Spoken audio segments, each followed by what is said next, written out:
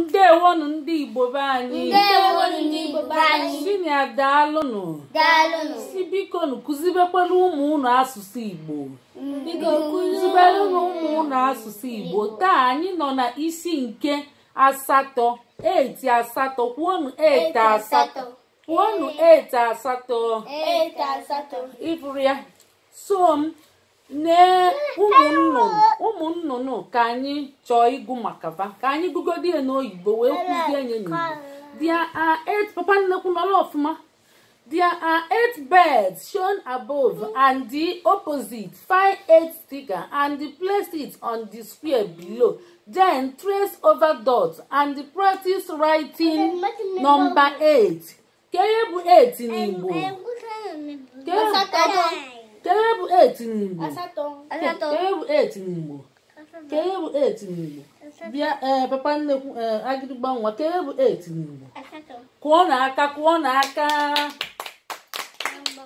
Nene ihe anụnwa. Ihe a bụ parrot. Keye bụ parrot n'Igbo.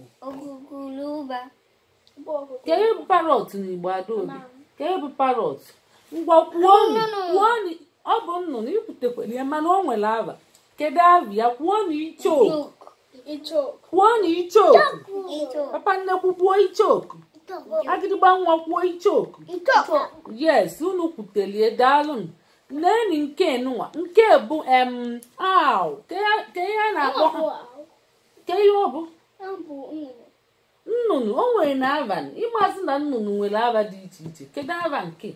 Kedu ava ya n'oyibo? Bird bụ nnụnụ mana kedu ava nke o nwere particular one nke like nke bụ parrot. Nke bụ bird n'aka ya ma ikwikwii. Kwuo na ikwikwii. Kwuo na ikwikwii. Ifuru nke kwuo sokwe na bird kwe mana o nwere ava. Nke nụnwa. Hen. Kedu ava ya nụ? Kwuo na ọkụkọ. Kwuo na ọkụkọ. Kwuo na ọkụkọ. Ifuru nke nwa ya. Kwuo na nwa ọkụkọ. Baby bird bụ gịnị? Ngwa. Nke bụ mama ya. Kedu ihe a? Ọrọ bi. Ọkwa bi bụ iwe. Mama ọkụkọ na-agụ nke. Nwa ya na-adị nke. Nwa ya nwere ihe n'isi nya alọ. Kwuo na alọ. Ihe ahụ dị red n'isi ọkụkọ bụ alọ. Kedu ihe a na-akpọ ihe dị red n'isi ọkụkọ? Kwuo na alọ. Kwuo na alọ. Ifuru ya.